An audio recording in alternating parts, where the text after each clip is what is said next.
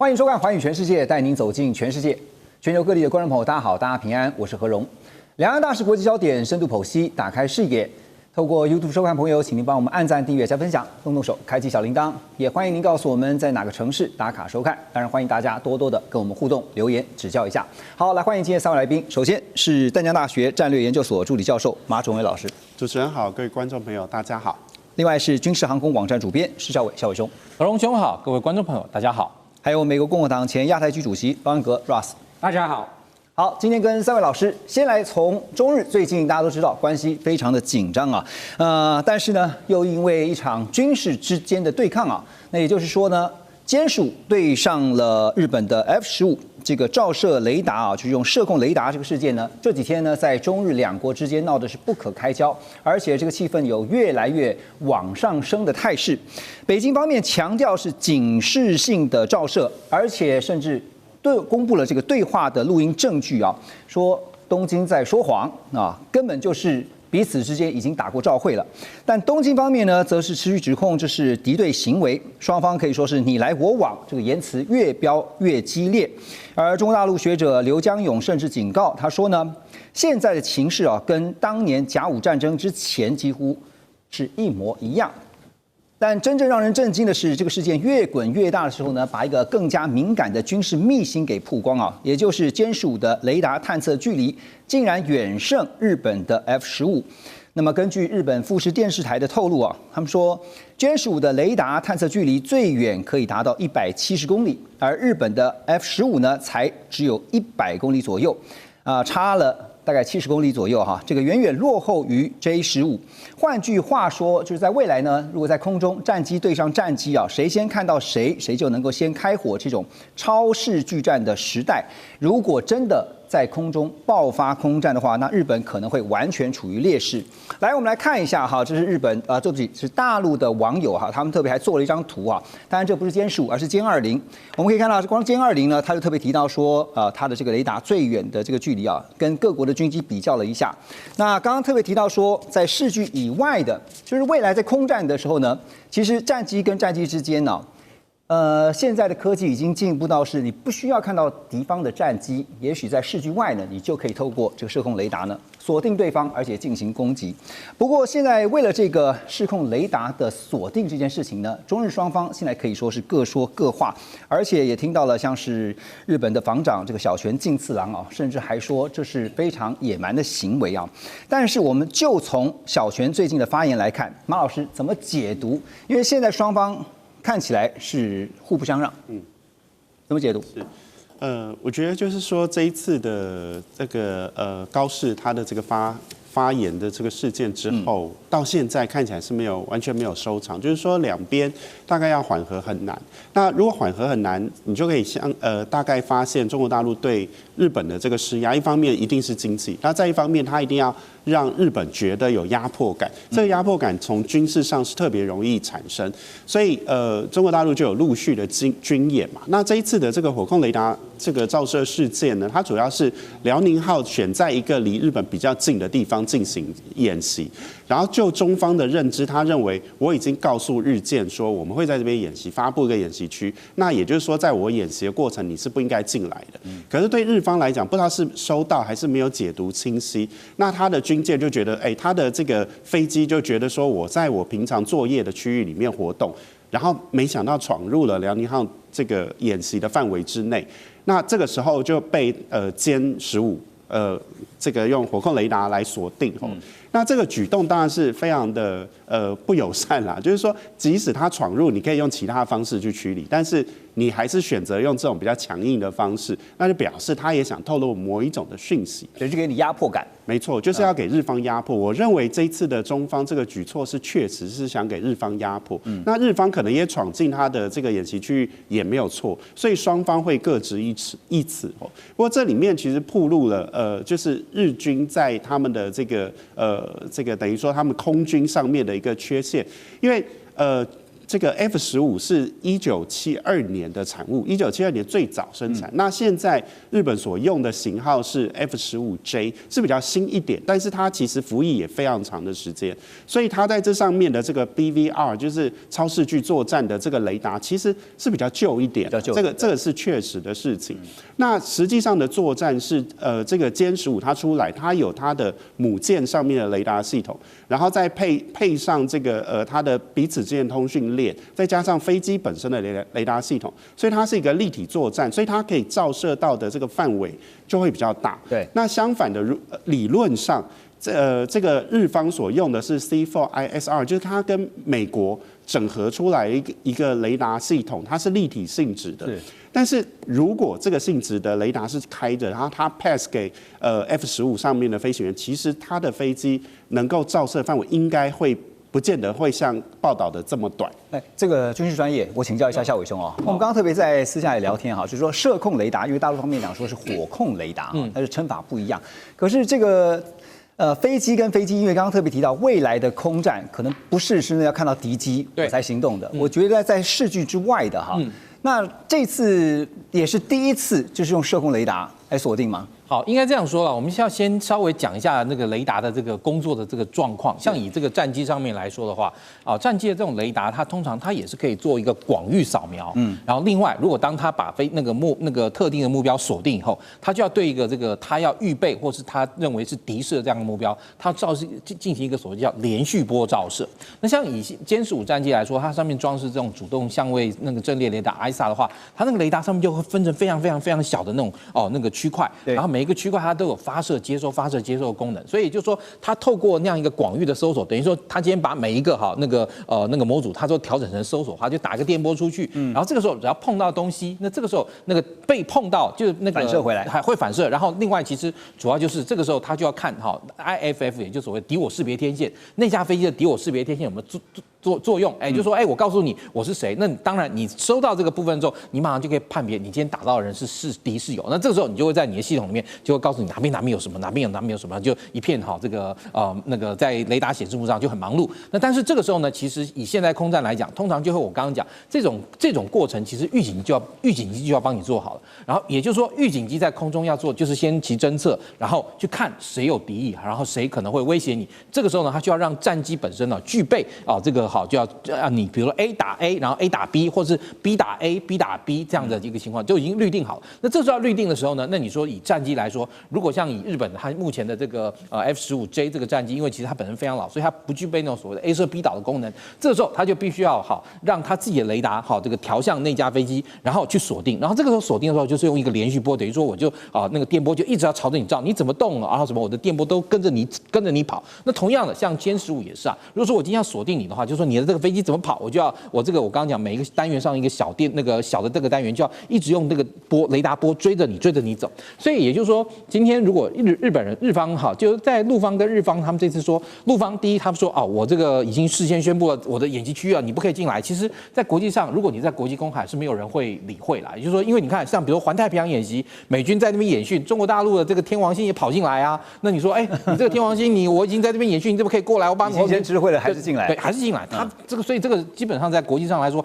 我宣布我在地方划这演习区，你就不可以进来。这个在国际公海上是没有这个道理的。但是中方来说，你进来没关系，你要进来我已经先知会了你进来。可是你进来我锁定你，我也没错啊。其实也没错，对，所以也就是说，这个就变成说是双方在这个地方就是相互表示那个互相不友善。对，所以现在这个压力来了你可以看到最近日本就尤其这个小泉进次郎，他这个你可以看到在镜头前面的这个义愤填膺的说这是这个挑衅的行为但是我们也看看美方的反应这个美国的反应异常的低调。最受人瞩目的川普，他始终是保持沉默的白宫先这个也是把这个话说得很清楚他说目前美国就是跟中国大陆保持良好的关系，跟日本是维持同盟关系，但是不介入中日之间的争端。美国国家安全战略甚至暗示说门罗主义回归。这是一种暗示吗？另一方面呢，川普也多次公开表示说要改善美中关系。毕竟我们都知道，明年大概约是在4月左右他要去中国大陆访问，要见习近平，为美中贸易战还有关税要打好谈判基础。所以怎么解读美国这个在这件事情上面异常的低调从11月7号这个中日争议开始之后，那川普真的是没有直接对这件事情说话，也没有直接表态，非常听日本，我听高市早苗。那是不是因为他明年要放中，或美国跟中国正在进行这个贸易谈判？因为贸易谈判还没完全完整或者其他的考量，其实都算在内了。那川普，我猜他认为，嘿。我10月28号刚好在东京跟高市早苗，我也没有交代你这样做。然后我过2天在南韩跟习近平见面。那我离开亚太地区过了10天，就产生这个争议，而且我正在忙处理俄乌战争。然后你脱稿演出，他真的是花很多时间在俄乌战争方面。然后最近另外国内议题也很多，比如说这个医疗费用啊，或者是这个通货膨胀的问题啊，所以我真的是认为川普的态度目前是我没有要去你这样做。那从另外一个角度来看，比如说我们回到川普第一个任期，2017年第1年的时候也是访问中国，对不对？习近平也访问美国，那个时候跟中国跟现在是一模一样的模式，说我跟习近平是好朋友，讨论贸易等等。但是进入他第2年，2018年，然后贸易战就开始，然后各式各样应对中国的政策都有，而且有拉进来日本、台湾其他的国家，对不对？所以假设明年中美关系恶化的话，那后续到时候川普会鼓励日本这样做。但是我真的是认为，川普看这件事情不是不听日本，不是不听日本，但是他真的是觉得，我这个时候没有这个要求。因为现在最重要的就是明年4月的访中之行嘛，是吗？我是觉得川普真的是看整体的情况，那你觉得特别针对访问中，你觉得门罗主义会回归吗？的确是有，就是这个川普各式各样的动作，从他一上任开始说巴拿马运河要还给美国或者最近派美军进入加勒比海等等，那很明显各式各样的动作，真的这个 Monroe Doctrine 是回来，但是现在不是叫做 Monroe， 是叫做 Donroe， 因为 Donald Trump， 所以 Monroe Doctrine 是换成 Donroe Doctrine， 变成是川普。门罗这样的啊 ，OK 好，庞纳主义，门普或者是川罗类似这样子啊。好，那但是现在你可以看到整个态势的，其实美国是居于第2线的，在第1线的是谁呢？就是日本哈。日本在距离台湾非常近110公里的这个与那国岛部署飞弹啊，说要把周边打造成一个飞弹群岛。《华尔街日报》也披露说，大陆解放军犯台的第1阶段呢是大规模的飞弹攻击，飞弹群岛的对手很可能就是大陆的东风17、东风26这种1000公里起跳、锁定时间非常短的高速武器。另外，最近我们知道，上个礼拜我们也特别提到，是在有主权争议的钓鱼台海域呢，也是不平静啊。我们刚刚特别提到的是中日这次的战机的遭遇哈，很特别的是这次不是在第一岛链内。而是在第一岛链外啊，对这一点，我觉得特别要请教，孝伟兄你怎么看？因为这是第一次啊。好，因为就是说，我们看到这次辽宁号它穿越了这个石垣宫古水域以后，对不对？它其实相对来讲，它跟上一次的航线相比，它比较向日本本土靠近。然后它在距离就是在那个经过石垣宫古水域，然后在那个差不多奄美大岛南边那一大片的那个菲律宾海中啊，它其实选择了一个离日本本土大约400公里的地方啊进行演习。其实这个位置非常的微妙，为什么？因为我们知道以航空母舰战斗群或打击群，它要进行攻击发起的时候，这个距离差不多就是400公里左右。也就是说，今天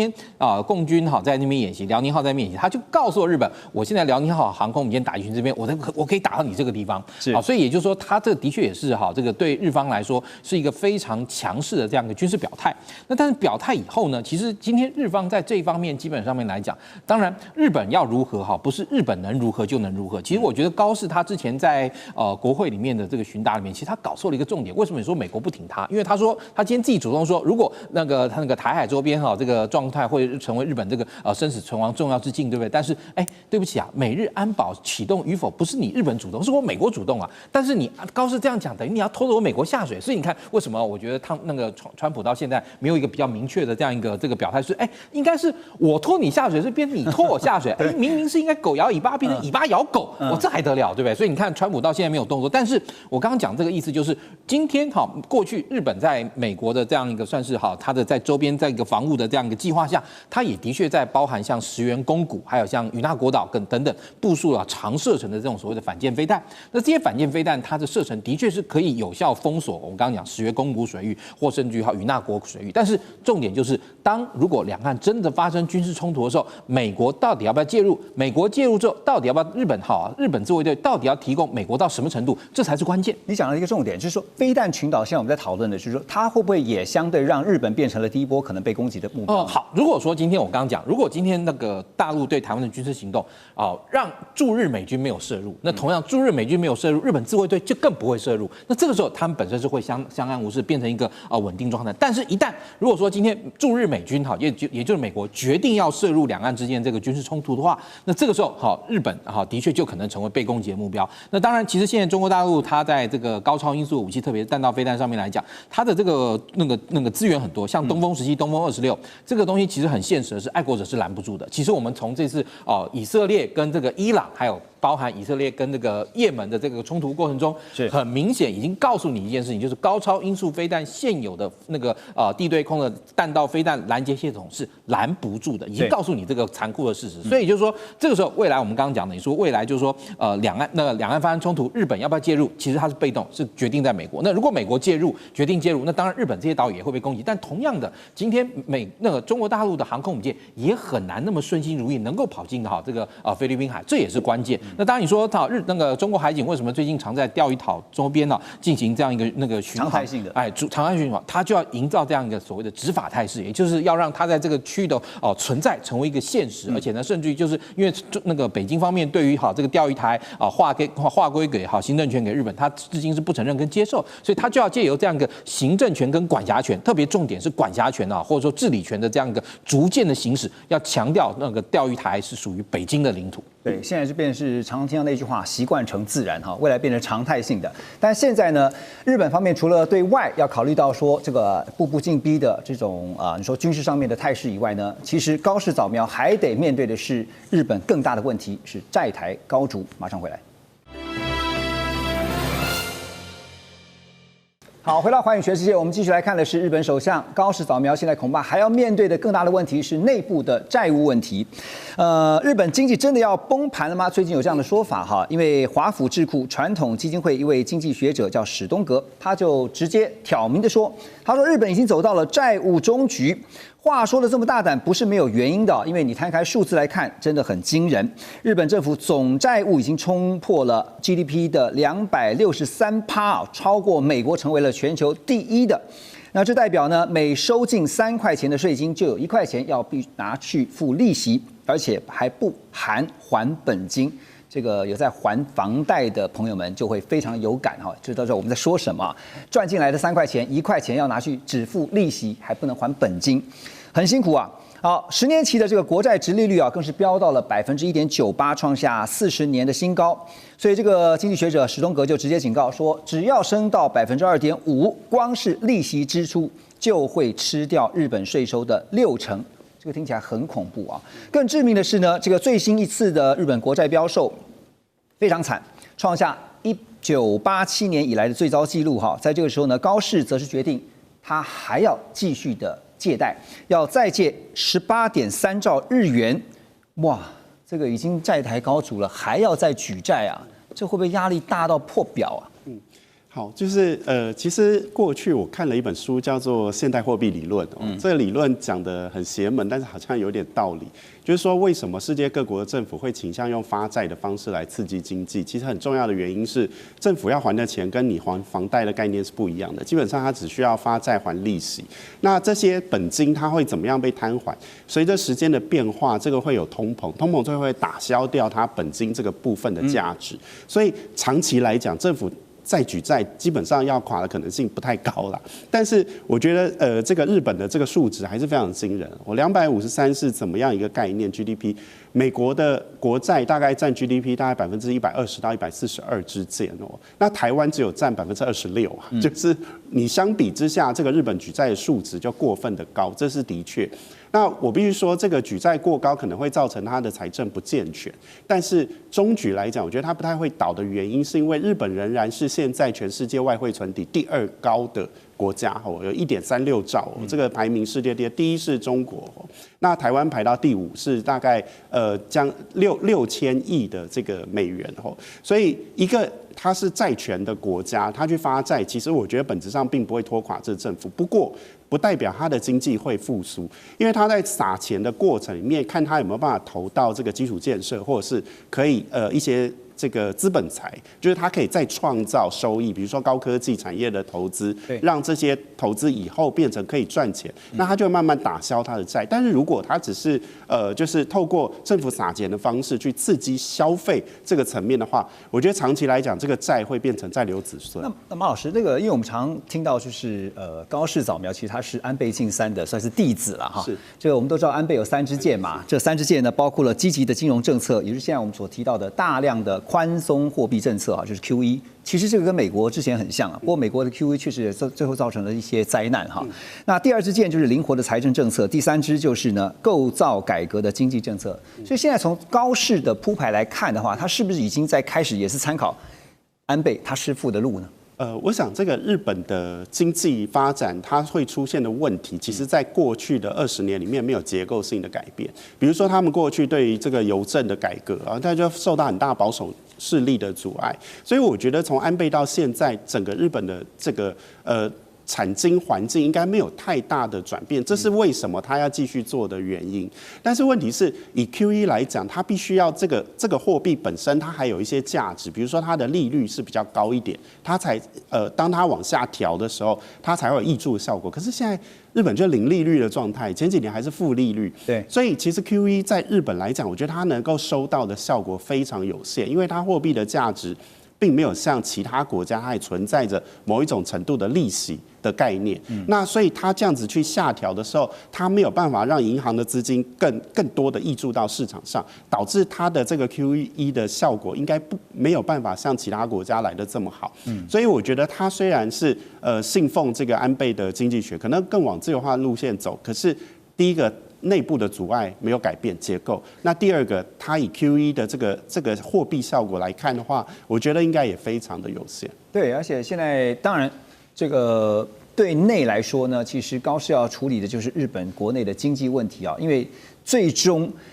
日本的民调还是要看这个经济做得好不好。好，但是孝瑋兄又怎么看？因为现在更惊人的一个数字哈，就除了债务问题啊，还有就是我们知道长期以来，日本是面临到人口持续的萎缩，劳动力不足，然后呢物价又上涨，使得民众呢倍感压力。这个最新的核心 CPI 已经连续50个月呈现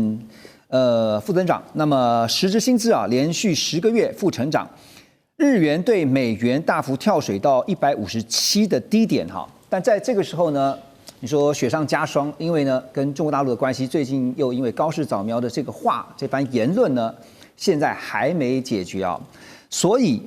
有几个数据，包括中国大陆的旅客订房量暴跌57%。那如果这个观光抵制的措施继续延长呢，一般现在预料损失恐怕会达到1.2兆日元。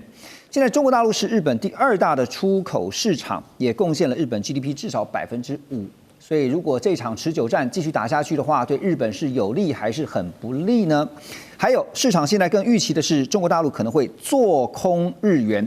哇，你光听这几点就知道日本现在面临非常大的压力。但我要问孝瑋兄，您怎么看？因为现在大家都在讨论一件事情，高市早苗到底会不会软下来？看得出来他现在有在缓和了。可是最近我也跟一些朋友聊天啊，他说不行，这个千万不能软哈，一再软的话，高市恐怕就得提早下台都有可能。怎么看？哦，的确啊，就是因为其实。说起来很微妙，就是中国大陆的这些观光客以及他们那些观光收入，的确对日本的市场帮助很大。但是其实大陆的观光客，大家也知道，在世界各地并不是全然都很受到欢迎的。也就是说，他们虽然有钱，然后他们也很有购买力，但是因为他们本身出来的这个人口的这个，就是他们的人的这个素质会让被观光的地方，其实对他们不见得就是说真的很喜欢，让他们觉得说让大陆的观光客来觉得是件好事。也就是说，如果说今天因为这这个没钱跟穷，以及给我一个干净清净的生活，其实可能很多被观光的地方反而是选择后者，这也是一个很现实的问题。不过你可以看到其他几项对于日本方面的确是非常的这个可以算是这个打在7寸上。那特别是包含就是说今天美国那个北京决定要做空日元的话，那对于日元来说进一步这个大幅贬值是指日可待。虽然说对其他人来说可能会觉得很开心，毕竟你到日本的这个购买力要更强，但日本本地的人铁定会受不了。是，但是你看高市早苗就是因为他这一番对北京的这样一个强硬的这样一个表态，让他在民调冲到非常的高，这也是事实哎。就是说今天其实也就是高市这么做日本人大家愿意挺那个勒着裤带，然后这个过比较苦的生活，然后来挺你这个时候如果说今天你高市就因此然后说对那个北京方面，然后开始用这个有点像是这个寻求这个和解，或是甚至于这个拉下脸来道歉的话，我个人认为高市也做不下去。而且对于一个国家的首相来讲，我之前在国会里面所做的这样一个答询，其实某种程度来说，代表他本身这个政权本身的一个 credit 一个信用。也就是说，我不能今天说 A， 我明天说 B 啊。我完全同意一件事情，就是高市他那一次在这个内阁就是在那个国会中答询的这样的方式，的确不是很这个很老练的方式。毕竟他也是个政治新手嘛。当然，但是在国际这个政治上，你不会有什么新手老手，不会有这种所谓的这个蜜月期跟磨合空间的。他既然已经说了，所以我觉得他未来能够做的就是如何能够在其他的方向向北京方面释出更大的善意，以求得北京的谅解。但是他对于已经说出的话，他绝对不会妥协跟让步。但是他可能你看他后面就包含就是说那个依照这个旧金山合约日本对台湾的领土已经没有任何智慧的这个余地了等等，这其实都是对北京方面的一系列的这个让步。那我个人认为他未来还会继续朝着如何能够找出跟让北京方面接受的方式，继续能够和缓北京方面情绪，但是他绝对不会说出他已经说出的话。对，高市本人你可以看到他最近都不是他本人，但是都是他旁边的不管是怎么样想办法搬一个台阶，让他想办法下来。但是呢，中国大陆就是不买账就是告诉大家说，这个就是在敷衍。你要么就是本人亲自对于你所提出的那番言论，你必须表态才行。可是高市到目前为止，本人是没有任何表态。所以我先问一下 Ross，你觉得？因为刚刚志伟也对不起，孝伟也觉得说高市不会软的，你觉得呢？我觉得已经开始一点晚了。那最后，尤其是跟川普通电话之后，他说法有稍微改变了。虽然11月7号国会的说法不能直接完全收回，这个也是不可能，会太丢脸。但中方的态度就是告诉你说，你的态度就是敷衍啊。当然，中国在第一时间不会说好，你说你尊重1972的联合声明，那我们就 OK 没事，这个也是不可能。所以中国的动作会维持一阵子。但是高市早苗会不会维持就是国内这个 popularity， 就是声望会不会继续上升？我也是觉得很难，因为你觉得很难，真的很难。好，顺着你这个话因为你刚刚讲的声望，就是他现在当然会看他的国内民调那现在民调都是超过70%，最新的民调都是超过70%。不过呢，大家也常常拿高市早苗跟之前的这个民调最高的，史上有史以来就是最高的民调，就是小泉纯一郎，就是现在小泉进次郎的父亲。小泉纯一郎是比高市还要高之前是80几%最高到87%，但是他的支持率不到1年就从87.1%掉到了4%，就是49%。好，那现在川普呢？当然，我最近看的民调是大概40%左右大概在上下。自己川普也是为了这个物价啦、关税这个支持度一直狂掉美国的经济一旦出事的话，当然就直接反映在选民的支持度上。所以我要问的是，现在看高市，当然超过70%的民调，可是民意如流水，它是随时会变的。你觉得那个关键，他要怎么样 hold 住这样的一个高民调？当然最关键是国内经济，是经济，对，就是最大的考量，而且要面对的问题不是国家安全，其实首先要面对经济方面的问题。但是另外也要看中国的做法。我刚说中国一些动作，不管是附近的军事演习，或者抵制日本的货品，或鼓励中国人不要赴日本玩旅游等等，这个都会继续做一阵子。但是中国会不会，比如说发言人或在网络官方会不会一直用这个 personal 的是针对个人的批评，如果继续有的话，这个会对高市早苗的声望会有帮助了。但是如果中国的做法是好，我们继续抵制日本产品，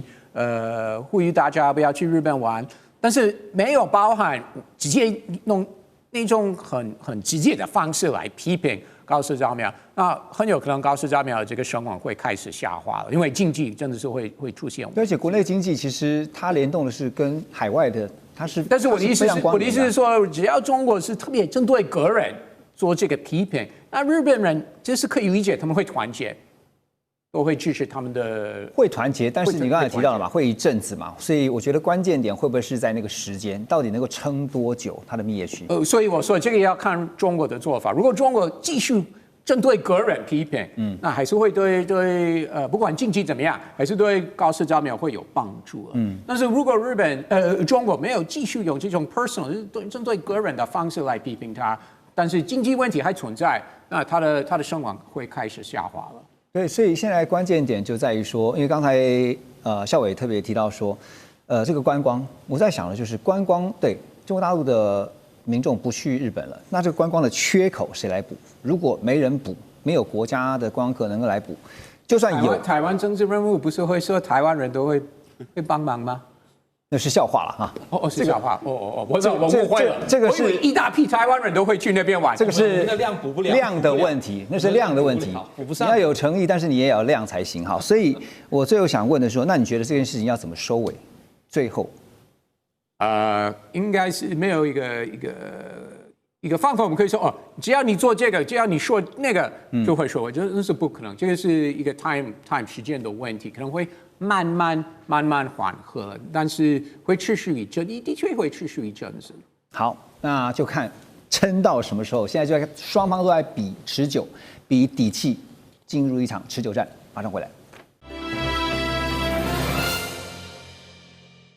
好，回到节目来关心台海战争到底可控还是不可控呢？是像美国智库之前所说的可控吗？这是一个疑问句哈。那么《纽约时报》呢，最近罕见他们揭露了一份五角大厦的高度机密内部文件优势简报。那这并不是一般我们所熟知的智库兵推，也不是学者的沙盘推演，而是美军自己用来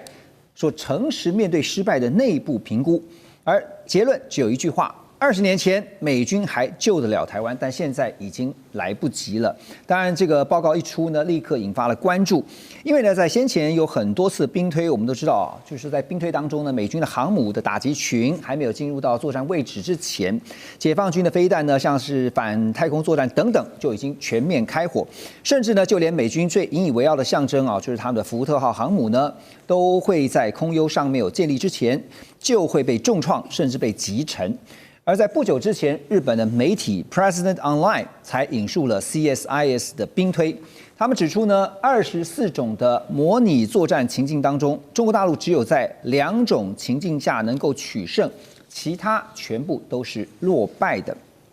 但是美国学者叫做 Lily Goldstein， 他直接就点破《华尔街日报》还有多数刚才我们所提到台海兵推剧本的3大盲点，哪3大呢？第一个，忽略了商船的平战转换能力；第二，直升机还有空降兵的立体突击；第三，就是核升级的风险被刻意的忽略了。好，那马老师怎么看这份美国国防部这个优势简报的结果？因为刚刚特别提到是美军内部对于自我评估，他们觉得哪些短板、哪些弱点必须要赶快补强的。应该是蛮真实的。我觉得每一次的这个推演他都会根据他想定的剧本会有不一样的答案。那我觉得，如果从解读上面，这个优势简报它只是设了一个更恶劣的美军作战环境。那在这种恶劣的环境底下，美军要取胜本来就不太容易，但是它不代表真实的战争过程里面这些事情会发生，它是一种想象。那所以这可以说明为什么 CSIS 的兵推跟这个优势简报彼此之间会产生差异性，因为我相信他们设定的剧情是不一样的。不过前一阵子就是在93阅兵之前我觉得路透社有一个非常深入的报道，他就是在讲说在8月份的时候。中共已经开始集结了这个滚装渡轮跟这个就是甲板货船去进行登陆的演练。那这两种船结合在一起，其实它就不用靠岸，它的重装甲还有它的机械就可以从离岸边比较远的状态用这种商船的方式，它就可以接驳到岸上了。也就是他这边所提到的这个想定，就是商船平战转换的这个能力。那这个当然在做法上是有可能。不过，实际上我觉得，如果是在战时或冲突的状况底下，你要有这么大的船舶能够靠近台湾比较近的海域，我觉得是非常困难的，因为它体积太大，然后它移动速度很慢，然后这种大规模的直升机空降，这个在作战的过程也很难想象说我们的空域，除非他们有空优啦，否则我们的空域大概非常难被任何的单一国家就是有大规模的这种登陆，这种可以这个空降的这些飞机充满了我们的上空，所以我觉得这些想定是存在，但是它不一定会在战时真实发生。它美军有没有到不了驰援不了的问题呢？我觉得基本上没有。航空母舰它需要部署，但是第7舰队的3艘航母，它经常性的在这个西太平洋海域出没，这个是一回事。但美军本来就在亚洲啊。美军本来就在冲绳，本来就在日本，本来就在南韩，所以本来就在菲律宾，所以本来这附近就存在美军，它并没有战争发生驰援的问题，是它在战争的同时，它也在这边。所以我觉得在思考上，也许可以从另外一个角度来看一下。我觉得没有像他们讲的这么悲观，但是这是一种想定，我觉得大家要了解这样。啊，军方的报告当然值得参考哈。不过这个就让我想起先前这个我参加一场这个兵推的相关的讲座的时候呢。讲者他就特别提到一句话，我印象深刻。他说呢，所有兵推会失败，就是兵推到最后会失败，无非目的很简单，要争取预算，就是我们要更多的国防预算来加强我们的这个经费哈，那才能够提升我们的实力。那所以现在回到说这个美军啊，就是五角大厦这个优势简报哈。好，那你可以看到，就是当然美军的担忧不是这空穴来风，也它是其来有自的，因为最近就看到中俄的联手，这个礼拜呢，中俄的战略轰炸机呢首次的联手出击啊，我们看到有2架俄罗斯的图95从日本海逼近，然后接着呢在东海的空域啊跟2架中国大陆的轰6K 会合，两国的军机就沿着对马海峡一直到4国外海，然后再到太平洋，再到宫古海峡，他们完成了长距离的战略巡航。那么在往返宫古海峡的这个途中，又有4架歼16进入这个护航的队伍哦。那同一时间呢，在日本海上空还出现了俄罗斯的 A50预警机以及2架苏30的战机。那我要说的其实就是，你可以发现中俄之间的不管联合演训也好，似乎是越来越有默契啊，好像是叫一声，马上就集结在一起，这个队伍就看起来非常的整齐哈。当然，中俄现在在东北亚的这个动作呢，也越来越明显，所以呢，这次看到出动联合一起的话是15架军机，包含了具有核攻击能力的图95还有轰6，联合绕飞日本。像刚刚马老师讲的，无非是给日本一个很强的压力哈。那当然，这个背后的战略思维，还有包括中俄的联手啊，未来如果一旦是常态的话，这对于东亚来讲的威胁是什么？讯号的传递，主要是讯号的传递，也就是说今天中方希望能够借由跟俄罗斯这样一个联手巡航这个这样一个作为呢，强烈向日方那个透露出就是未来如果两岸之间发生军事冲突的话，你没有选边站的余地你唯一能够做的就是不要介入这场军事冲突，因为如果你一旦介入这场军事冲突北京跟俄罗斯都有能力对你发动攻击，而且因为其实对于这个俄罗斯来讲那你说北京如果说今天要对因为就是日本介入了这个台海冲突之后，那北京要怎么做？那自然第一，我们刚刚讲到，既然如果说你那个日方在美方的这个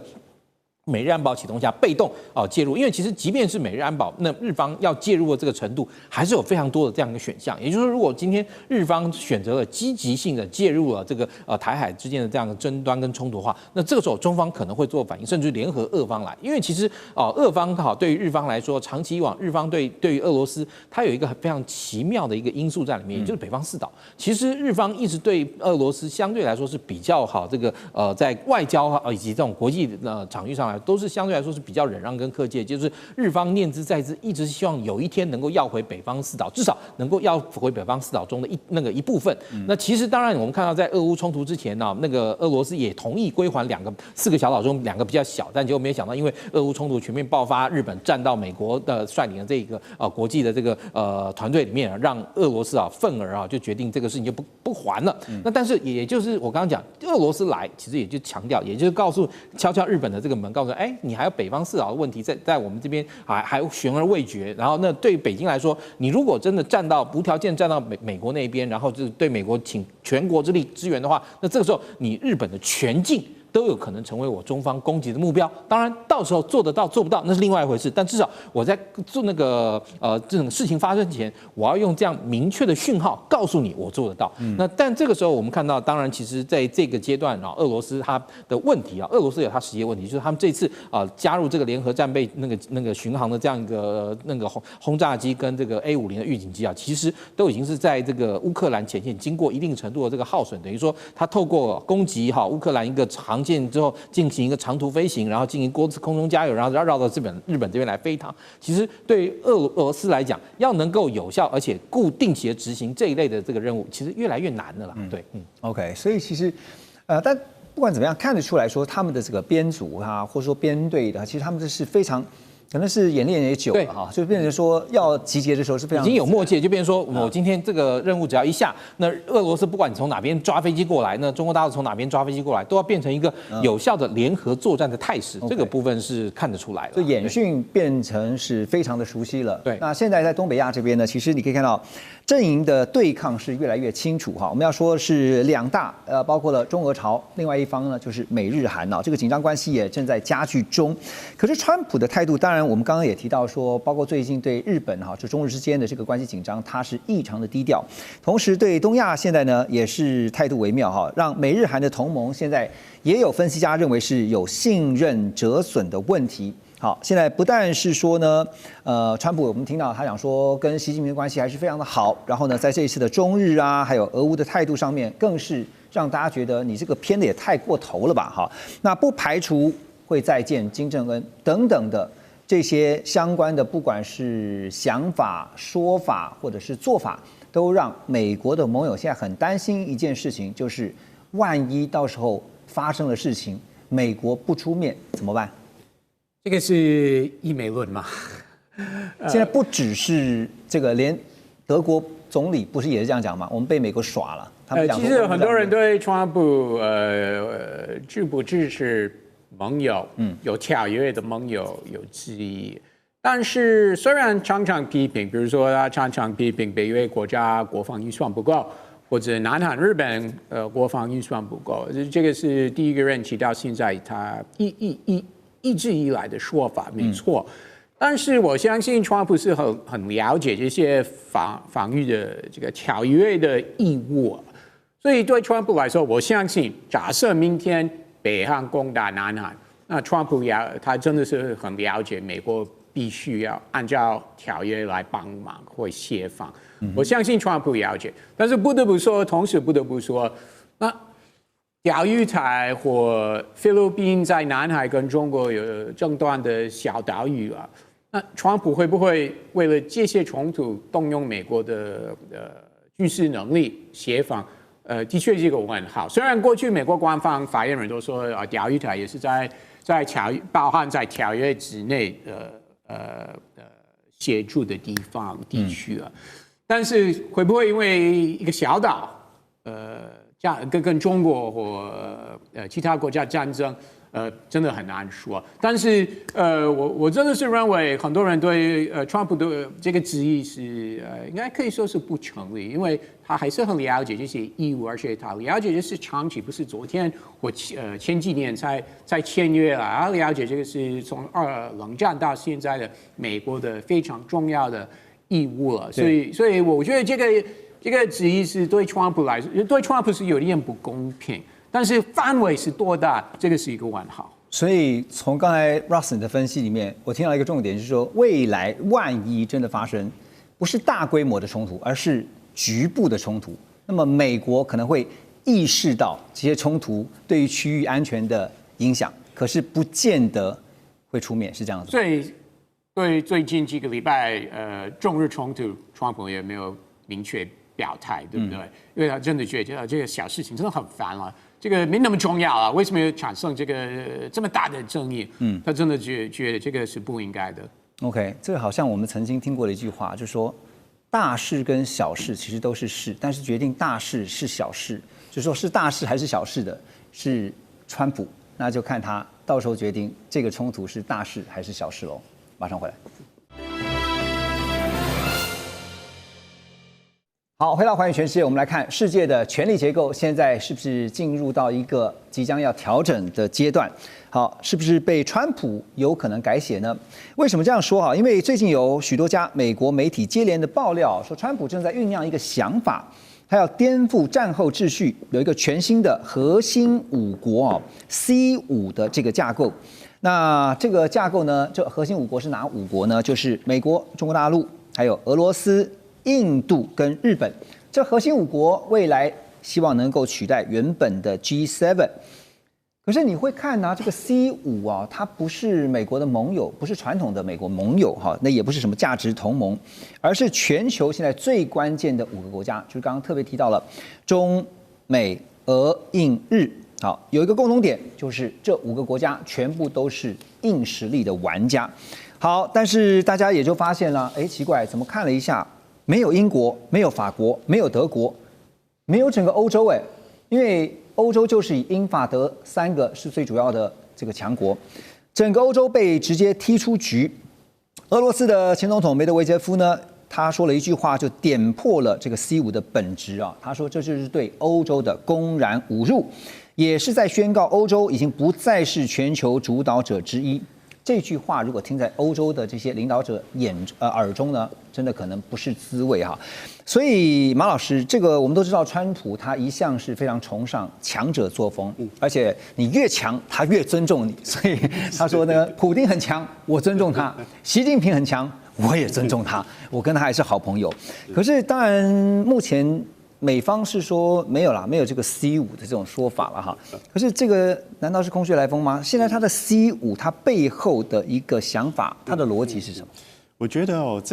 我觉得可能不见得是空穴来风，主要的理由是10月30号这个美中领导人在峰会的时候，大家记得的话，川普说 G2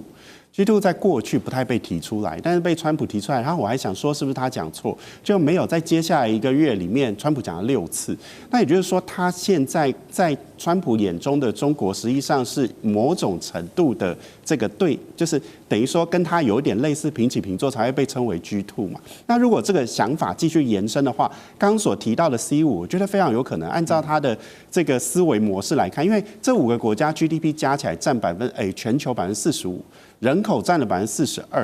然后军事实力的话，中美俄大概就分占前3名，日本排第8，印度排第4，所以基本上这个就相当于是过去联合国的5强。那过去联合国的5强是在2战体系之后划定，已经80年了。那这里面就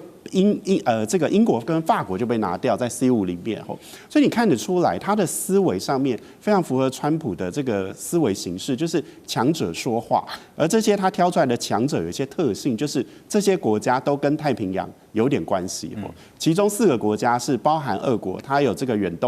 东地区的这个军港，所以其实他们都可以伸手到太平洋这边来。那连着就是印度，像印度洋，所以你可以看出他思维里面未来的印太可能它的重要性远高于过去我们讲的心脏地带近东，或者是像过去我们认为欧洲是这个世界国际舞台的主体看起来就整个往这个方向移。然后另外更重要是这里面它有共产主义国家，有威权国家，民主国家。换句话说，对川普来讲，意识形态一点都不重要。他打破对过去有东西对立，所以俄罗斯跟美国不会在一起，也不会跟中国在一起。然后有南北对抗，有发展中国家跟工业国家的对抗，但这些对川普来讲一点都不重要。这里面有发展中国家，它也有工业国家，然后它既有共产主义国家，也有民主国家。所以我觉得对川普来看，这 C5被提出来，感觉上就是这一切意识形态都不再重要了。但是 C5的组成会不会很困难你光是 C5，里面光是讲说美国好了，美国川普就讲说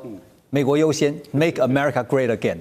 那其他 C4，对，那另外4个不是说中华民族伟大复兴，2个都要伟大复兴国家，我觉得要成型真的不太容易，这里面矛盾很多，客观上来讲。但是川普是一个特别的人，就是说在他的这个在任的4年内，也许他有这种想法，说不定会往这些方向走，而这些方向好像透露出他内心世界的一些东西。但是长期来讲，要回到建制派或是传统的美国来讲，我觉得要达成这样的 C5的概念新组成，我觉得还是困难了。对，不过对这个 G7 里面的这些欧洲国家来说，情何以堪啊！这个原来除了这个 Great 以外，还有 Core， 就是